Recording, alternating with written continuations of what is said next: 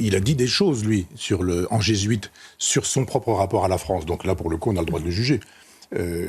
Il aurait très bien pu dire « je viens à Notre-Dame de Paris, mais à mes conditions ».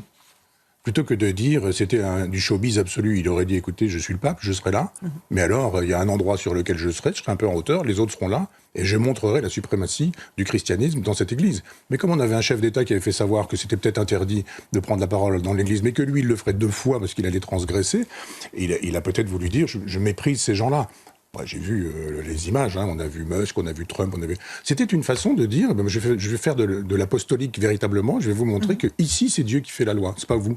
Et moi je suis là, vous êtes là, etc. Il y avait tout un travail à faire qui était un travail de jésuite pour le coup.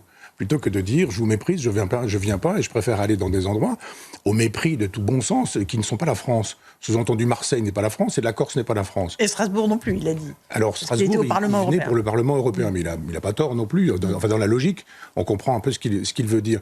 Mais je trouve ça assez peu catholique de la part d'un pape de mépriser autant un pays qui s'effondre et qui est peut-être le moins catholique des pays européens. C'est pour ça que moi je crois plus à la déchristianisation qu'au retour parce qu'il y aurait 4 ou 5 baptêmes un peu médiatiques d'une foi populaire et massive. Je crois que tout s'effondre et qu'il y a un nombre de lois d'ailleurs qui sont aujourd'hui des lois antichrétiennes.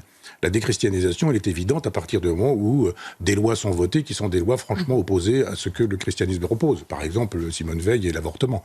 Moi je défends la loi sur l'avortement, mais ça c'est la première loi anti-chrétienne, véritablement. Donc il y a une vraie déchristianisation. Mais quand il y a déchristianisation, pourquoi mépriser ?